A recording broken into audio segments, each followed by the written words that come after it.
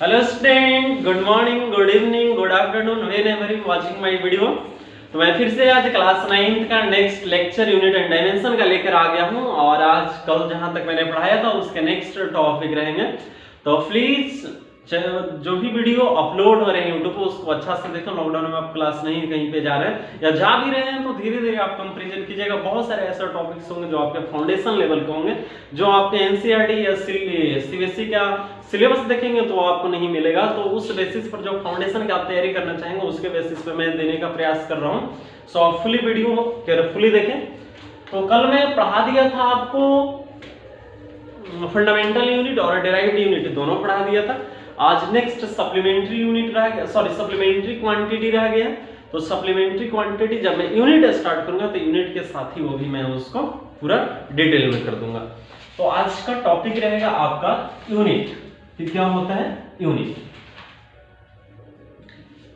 तो unit students, जैसे कि यूनिट का मतलब होता है the standard that is used to measure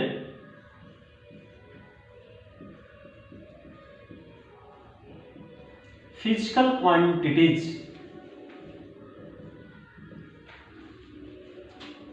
are called units।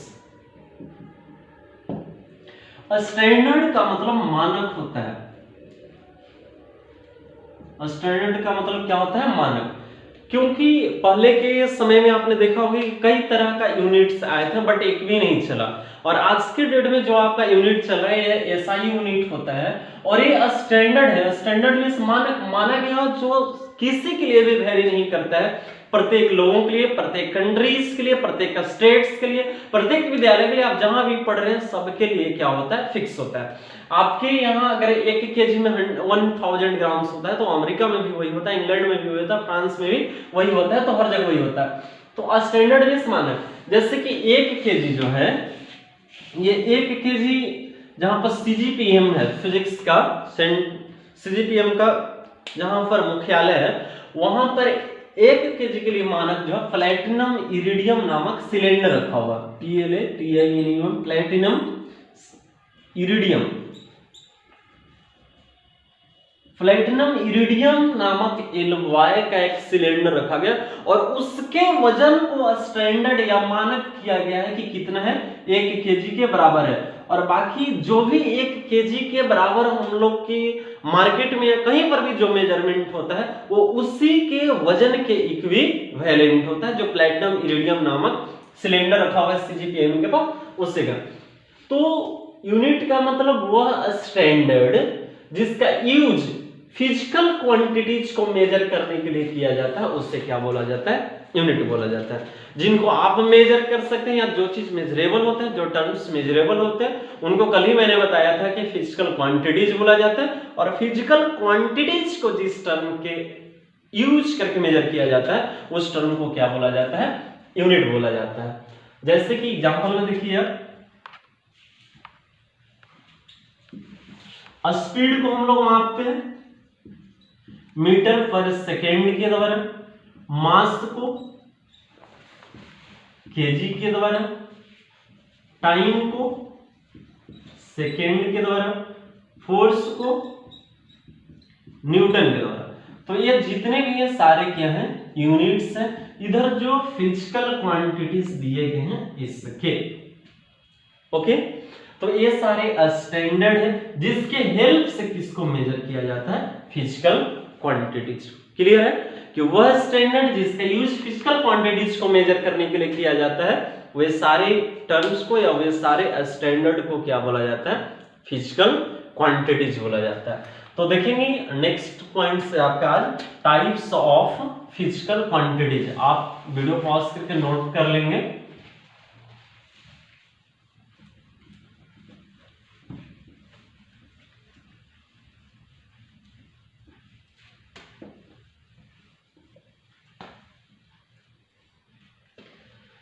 तो अब हम लोगों का जो टॉपिक है वो है आपका types of physical unit.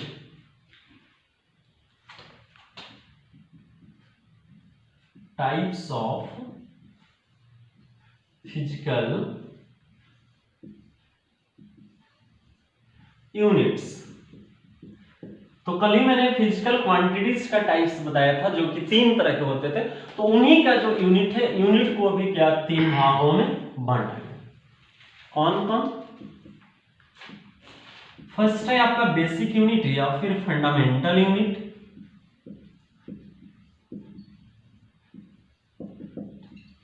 Second है डिराइव्ड यूनिट, और थर्ड है आपका सप्लीमेंट्री यूनिट्स।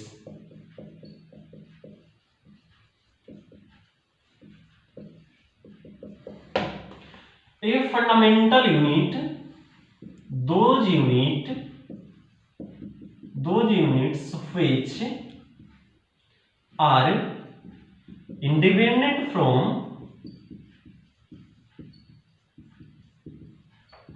one another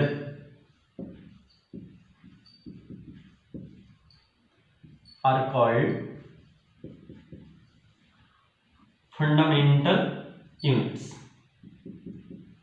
वही कल जो मैंने बताया था, जिस तरह से वे क्वांटिटी जो एक दूसरे पर डिपेंड नहीं करते, इंडिपेंडेंट होते हैं एक दूसरे से, उसको फंडामेंटल क्वांटिटीज बोला जाता था। तो उन्हीं के यूनिट को क्या बोला जाता है? Fundamental unit. और ये भी टोटल 7 होते हैं, कल ही बताया था मैंने कौन कौन। तो यहां पर देखिए लिखा हुआ है फिजिकल क्वांटिटीज से, इसका यहां पे यूनिट्स हैं, और जो यूनिट्स है उसका यहां पे क्या है? सिंबल्स है। It's okay. तो ये मैंने कल 7 बताया था, 1 2 3 4 5 6 7, और कल ही मैंने इनका न्यूमोनिक सिंबल भी बताया था, LMT TT ELA।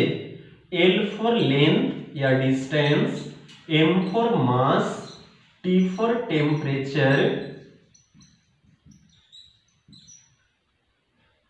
Next T for time, E for electric current,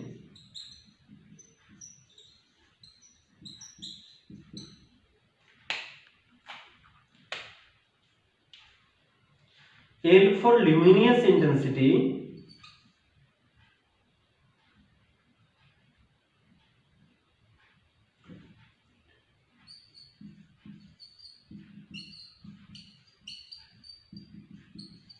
और A for amount of substance।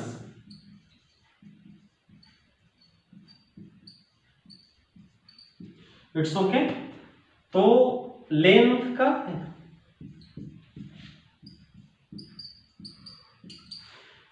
का जो यूनिट्स होता है मीटर,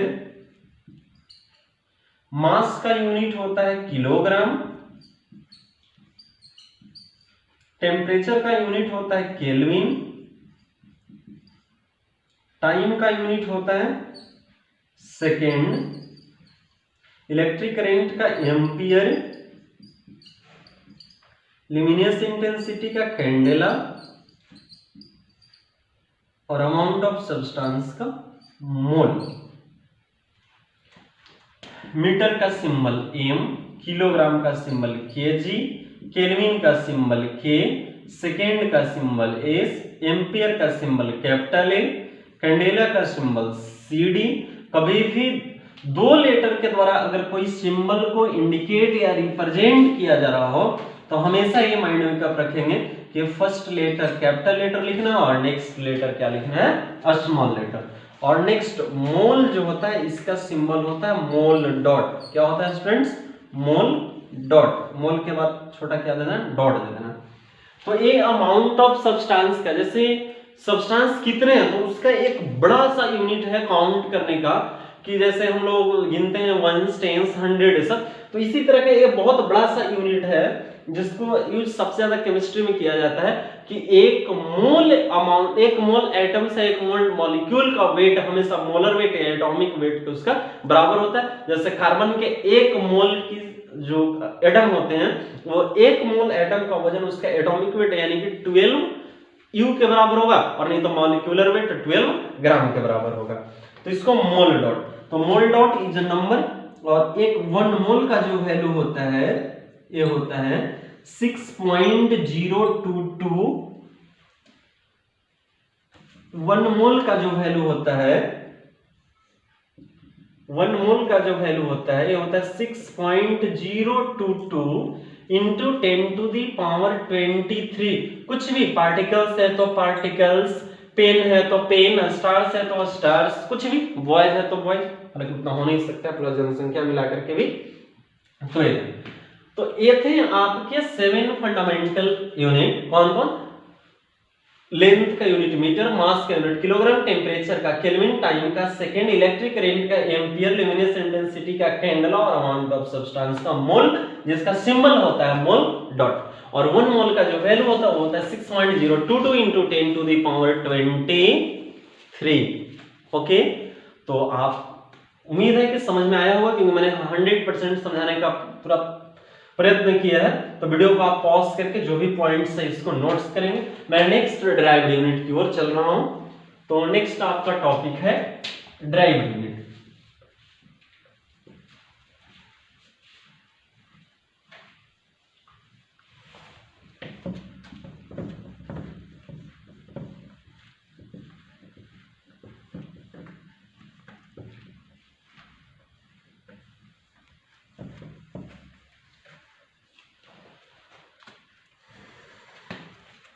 तो नेक्स्ट है बच्चे आपके topic derived unit.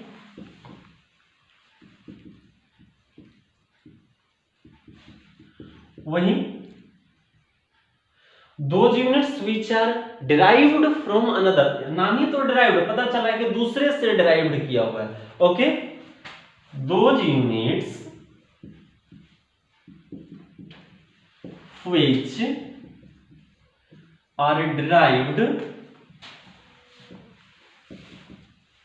from another unit, इस तरह के जो भी यूनिट्स होंगे, units are called derived unit. इसको क्या बोलेंगे? Derived units. कि वह यूनिट जो अनदर यूनिट्स, और यहां पर अनदर यूनिट्स में क्या होंगे? फंडामेंटल यूनिट होगा, फंडामेंटल यूनिट होगा। इनसे क्या किया जाता है? डिराइव्ड किया जाता है। ठीक है, वह यूनिट जो दूसरे से मिलेगी, फंडामेंटल यूनिट का यूज करके डिराइव किया जाता है, उसको क्या बोलते हैं? Derived unit. और ये जैसे कि एग्जांपल में देखेंगे, स्पीड का फॉर्मूला क्या होता है? Distance upon time. तो डिस्टेंस का यूनिट मीटर, टाइम का यूनिट सेकंड। अब देखिए, तो मीटर भी क्या है? फंडामेंटल यूनिट है, और सेकंड भी क्या है? फंडामेंटल यूनिट है। तो स्पीड अपने में कुछ है ही नहीं, ये दोनों के दोनों कहां से लाया गया? फंडामेंटल यूनिट से डिराइव करके लाया गया। ओके, इसी तरह नेक्स्ट कुछ और देखा जाए, एक्सेलरेशन का।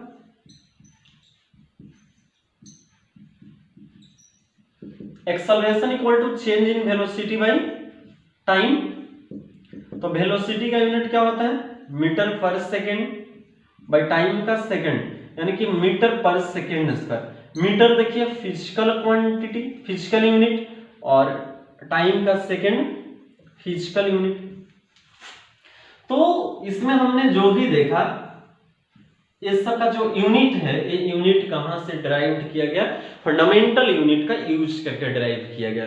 तो इस तरह के जो भी यूनिट्स होते हैं जिनको अनदर यूनिट से मिलाकर डिराइव किया जाता है, ऐसे यूनिट को क्या बोला जाता है? Derived unit.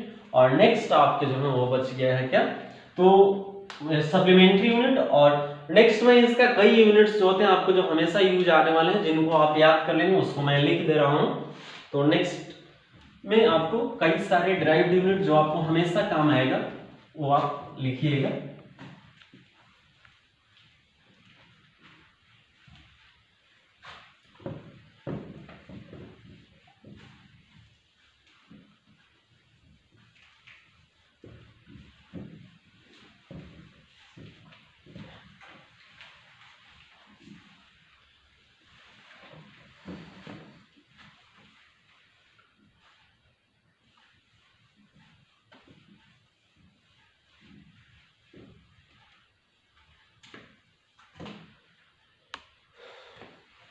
तो देखेंगे कुछ।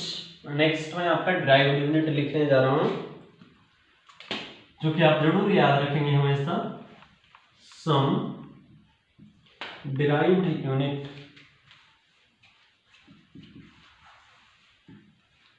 सम डिराइव्ड यूनिट्स। थोड़ा सा मैं वीडियो क्वालिटी देख लेता हूं। वाह, गुड। तो कुछ है जैसे कि फर्स्ट है आपका स्पीड, मीटर पर सेकेंड, वेलोसिटी मीटर पर सेकेंड, एक्सेलरेशन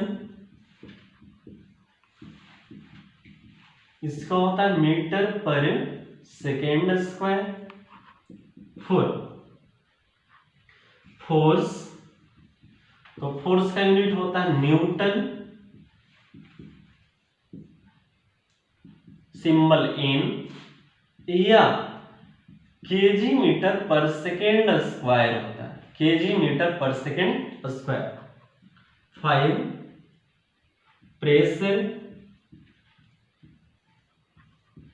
प्रेशर का unit force by area formula होता है, तो न्यूटन पर मीटर स्क्वायर, और एक पास्कल, सिंबल पीए होता है। नेक्स्ट है आपका सरफेस टेंशन,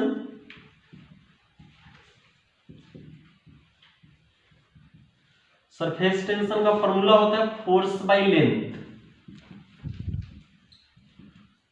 इसलिए इसका सिंबल हो जाएगा न्यूटन पर लेंथ का यूनिट मीटर। ओके, नेक्स्ट है आपका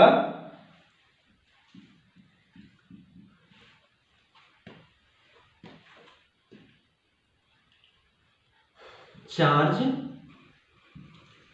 चार्ज का यूनिट होता है कूलम्ब। नेक्स्ट है रेजिस्टेंस, रेजिस्टेंस का यूनिट होता है ओम, सिंबल इसको इस तरह से लिखते हैं। नेक्स्ट है एंगुलर डिस्प्लेसमेंट,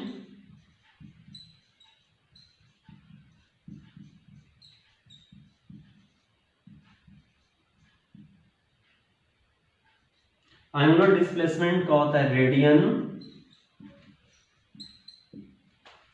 नेक्स्ट है एंगुलर वेलोसिटी,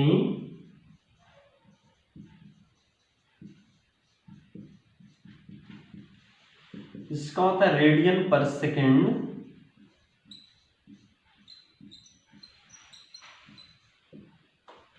नेक्स्ट है आपका ग्रेविटेशनल कांस्टेंट,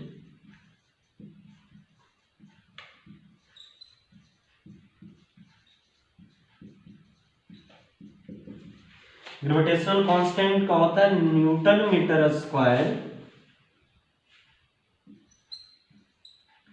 पर केजी स्क्वायर। ओके, और भी पूछे जैसे कि 11 होगा 12, ग्रेविटेशनल कांस्टेंट हो गया। प्लैंक कांस्टेंट,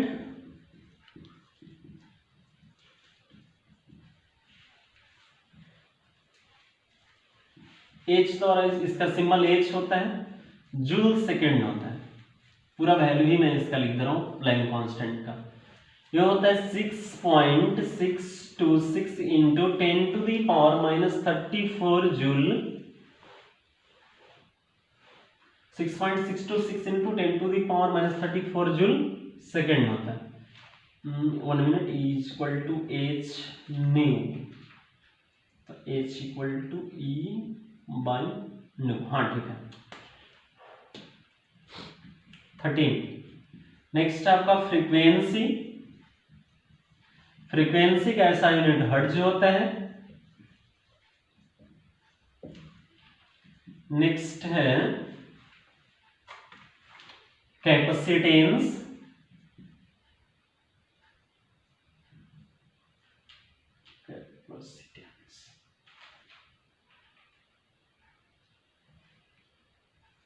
कैपेसिटेंस का यूनिट फैराड होता है। नेक्स्ट है मैग्नेटिक फ्लक्स, इसका वेबर होता है।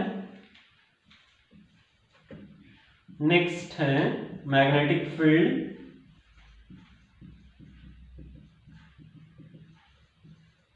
इसका यूनिट टेस्ला होता है। और सीजीएस यूनिट याद रखिएगा गॉस होता है, और 1 टेस्ला इक्वल टू 10⁴ गॉस होता है। नेक्स्ट है आपके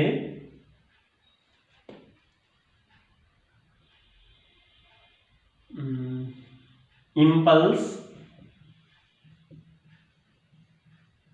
इसका यूनिट न्यूटन इंटू सेकेंड होता है। नेक्स्ट है मोमेंटम, मोमेंटम का यूनिट केजी मीटर पर सेकेंड होता है।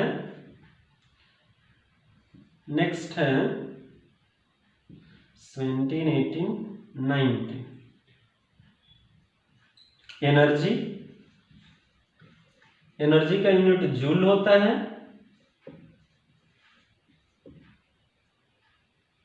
नेक्स्ट है पावर, पावर का यूनिट वाट होता है। एक एचपी होता है, 1 HP horse power equal to 746 watt होता है। नेक्स्ट है एम्पलीट्यूड, एम्पलीट्यूड का यूनिट मीटर होता है। नेक्स्ट है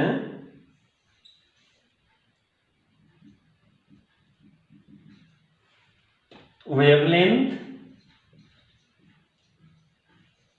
वेवलेंथ का यूनिट मीटर होता है। नेक्स्ट मिटाना पड़ेगा। तो ये जितने भी यूनिट हैं इन सारे यूनिट को आप वीडियो पॉज करके नोट करेंगे, सारा बहुत इंपॉर्टेंट है, ये याद रहेगा तो बहुत आगे मदद करेगा। और कंपटीशन में भी इसमें से 2 नंबर कुछ ना कुछ मैट्रिकुलेशन बेस्ड जो भी है, चाहे जहां पर कोई अच्छे कोचिंग का आप 10th के बाद एग्जाम देंगे, फिटजी का, एलियन का, कहीं का भी अगर एग्जाम दें तो इसमें से कुछ ना कुछ आपका आएगा। सो वीडियो पॉज करके ध्यान से एक यूनिट को पढ़ेंगे, केयरफुल होकर के पढ़ेंगे, और सारे यूनिट आपके लिए बहुत ही ज्यादा इंपॉर्टेंट है। सो आगे मैं कुछ और लिखता हूं।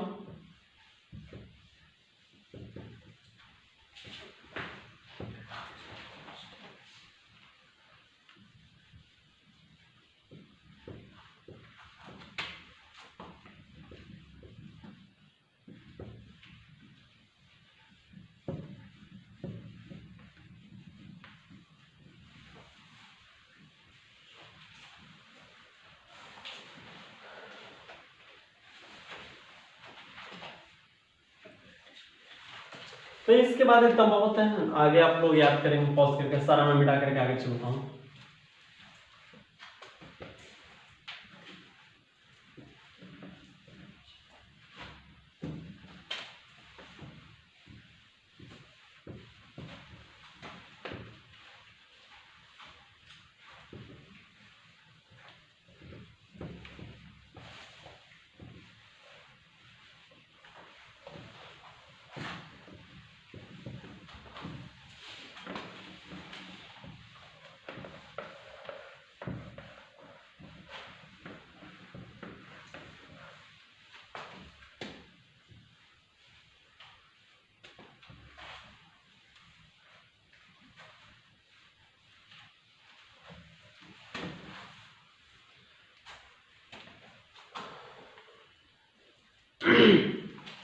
तो नेक्स्ट आज कल भी जो आपका रह गया था, आज है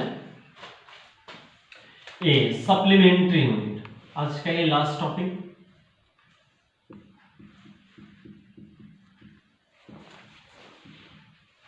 सप्लीमेंट्री यूनिट्स। तो अभी तक स्टूडेंट आपने 2 तरह का यूनिट पढ़ा है, एक फंडामेंटल यूनिट पढ़ा और दूसरा derived unit. Fundamental unit independent होता है जिसकी संख्या 7 होता है।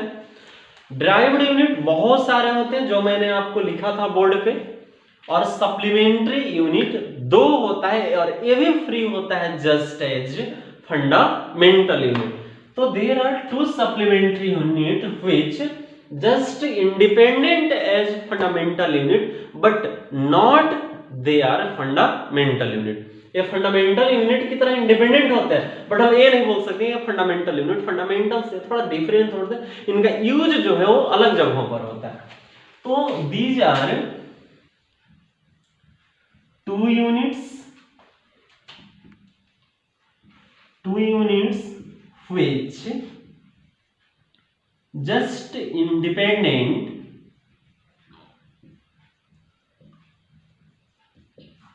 like fundamental units।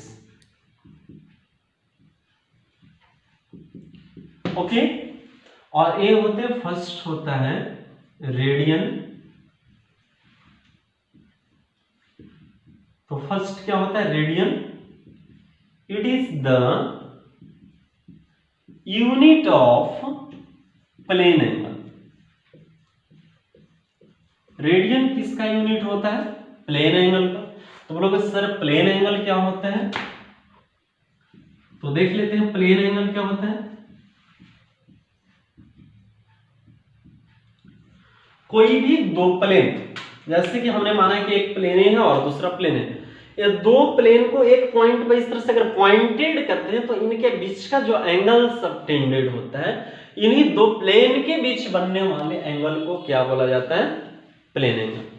The angle subtended between two planes is called plane angle.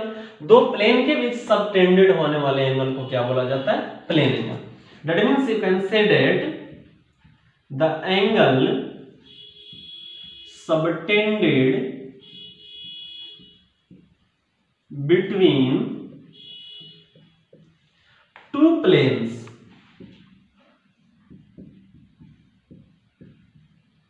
is called plane angles। इनको क्या बोलते हैं, प्लेन एंगल्स बोलते हैं। जैसे कि एक मान लिया हमने कि प्लेन ए है और दूसरा प्लेन ए, तो इनके बीच का जो एंगल होगा इसी को बोलेंगे प्लेन एंगल। ये मान लिया हमने फर्स्ट प्लेन, और सपोज क्या हमने कि ये क्या है, सेकेंड प्लेन, प्लेन एंगल। और इस प्लेन एंगल को हम लोग थीटा के द्वारा रिप्रेजेंट करते हैं। किसके द्वारा, इसको क्या बोला जाता है, थीटा बोला जाता है। मैथ में पढ़ेंगे, ट्रिगोनोमेट्री में इसको क्या बोला जाता है, थीटा बोला जाता है। अब देखिए यहां पर अगर इसको ऐसे बढ़ाते हैं तो कुछ आर्क जैसा कंस्ट्रक्शन बनेगा। तो ये जो प्लेन एंगल का फॉर्मूला जो होता है, plane angle theta is equal to arc upon radius होता है। ओके, और इसी प्लेन एंगल का ऐसा यूनिट क्या होता है, रेडियन होता है। It's okay. अगर इस प्लेन को पूरा इस तरह से ऐसे देखिए, अगर रोटेट किया जाए, इस तरह से पूरा रोटेट किया जाए, तो थीटा देखिए, तो प्लेन एंगल इक्वल टू क्या होता है, arc upon radius, L upon R. L denotes R and R denotes radius. तो जब पूरा एक चक्कर ये प्लेन लगाया गया या इसके अकॉर्डिंग कोई प्लेन को इस तरह से रोटेट किया जाए, तो आर्क किसके बराबर हो जाएगा, पाथ सर्कुलर फॉलो करेगा तो सरकमफेरेंस के बराबर होगा। और सरकमफेरेंस का हम लोग फॉर्मूला जानते हैं, क्या होता है, 2 pi R upon R already है, आर से आर मर गया, बच्चा क्या, theta is equal to 2 pi. और ये थीटा क्या है, प्लेन एंगल, और प्लेन एंगल का यूनिट क्या होता है, radian. That means theta equal to 2 pi radian. तो ये आप बोल सकते हैं कि जब कोई बॉडी किसी पॉइंट के अलोंग एक प्लेन में एक पूरा सर्कल अगर कंप्लीट कर ले तो कितना एंगल बनाता है, टोटल प्लेन एंगल उसका कितना बनेगा, 2 पाई रेडियन के बराबर बनेगा। और डेसिमल सिस्टम हम ये भी जानते हैं कि पूरा एंगल यहां पर कितना डिग्री का बनता है, यहां पर ऐसे चलेगा तो 360 डिग्री का। तो यहां से लिख सकते हैं इस थीटा के जगह पर, अगर डेसिमल सिस्टम डिग्री में हम लिखना चाहें तो 360 degree equal to 2 pi radian. Okay, 360 degree equal to 2 pi radian. इसको थोड़ा सा इधर लाते हैं तो देखिए, तो 360 degree equal to 2 pi radian, तो 2 से कटेगा, यानी कि पाई रेडियन का वैल्यू हमारा क्या आया, 180 डिग्री आया। कितना है, 180 डिग्री। पाई रेडियन का वैल्यू कितना है, 180 डिग्री। इसलिए ये भी वैल्यू आप याद रखेंगे कि पाई रेडियन का वैल्यू 180 डिग्री आता है। और यहां से 1 रेडियन का अगर हम वैल्यू देखें तो 180 डिग्री बाई क्या होगा, पाई होगा। ये भी चीज याद रखेंगे कि 1 रेडियन इक्वल टू क्या होता है, 180 डिग्री बाई पाई। या रेडियन को अगर डिग्री में चेंज करना होगा तो कितना से मल्टीप्लाई करेंगे, 180 डिग्री बाई पाई से। तो यहां से ये बात जरूर आप याद रखेंगे। लोग पाई का वैल्यू बोलते हैं कि 180 डिग्री होता है, पाई का वैल्यू 180 डिग्री नहीं होता है। पाई का वैल्यू 22/7 होता है। पाई रेडियन का वैल्यू 180 डिग्री होता है। It's okay. क्या पाई रेडियन का वैल्यू कितना होता है, 180 डिग्री होता है। और 1 रेडियन का वैल्यू 180 डिग्री अपॉन पाई होता है। क्लियर है। और यहां से जब वैल्यू पुट करेंगे तो 1 रेडियन को c द्वारा भी डिनोट किया जाता है, जो ऊपर में लिखते हैं। तो 180 180 अपॉन 22/7, तो 7 ऊपर जाएगा। जब काटिएगा तो 57.3 डिग्री के बराबर आएगा। तो क्लियर है। यहां से प्लेन एंगल का वैल्यू 57 डिग्री के बराबर है। ओके, तो ये आप वीडियो पॉज करके नोट करेंगे। गुड। थोड़ा सा यहाँ पे ये आ रहा होगा, साइनिंग आ रहा होगा लाइट का, तो देख लीजिए। मैं हो जाता हूं ऐसे, यहाँ पे आ रहा था। तो पॉज करके वीडियो को नोट्स कर लेंगे। अच्छा सा प्लेन एंगल, दो प्लेन के बीच बनने वाला एंगल। अगर एक प्लेन पूरा एक प्लेन के अकॉर्डिंग उसको वहीं पर हम स्टेशनरी मानकर रोटेट करें तो पूरा 1 रोटेशन में सिंडराइजेशन सिस्टम में अगर चलेंगे तो 360 डिग्री। और ऐसा सर्कुलर सिस्टम में चलेंगे तो ये एंगल का मेजरमेंट का प्रोसेस होता है। तो सर्कुलर सिस्टम में चलेंगे तो 2 पाई रेडियन के बराबर होता है। इसलिए पाई रेडियन का वैल्यू 180 डिग्री होता है। पाई का वैल्यू 180 डिग्री नहीं होता, पाई रेडियन का वैल्यू 180 डिग्री होता है। और पाई का वैल्यू 22/7 मैंने बताया है। तो ठीक है, वीडियो को पॉज करके अच्छा से नोट करेंगे। अब आपका नेक्स्ट जो भी यूनिट एंड डायमेंशन का टॉपिक्स है वो मैं आपका नेक्स्ट कल 3rd लेक्चर में उसको एक्सप्लेन करूंगा। सो आज के लिए यहीं तक। आप अच्छे से रहिए, अच्छे से पढ़िए। Okay, thanks.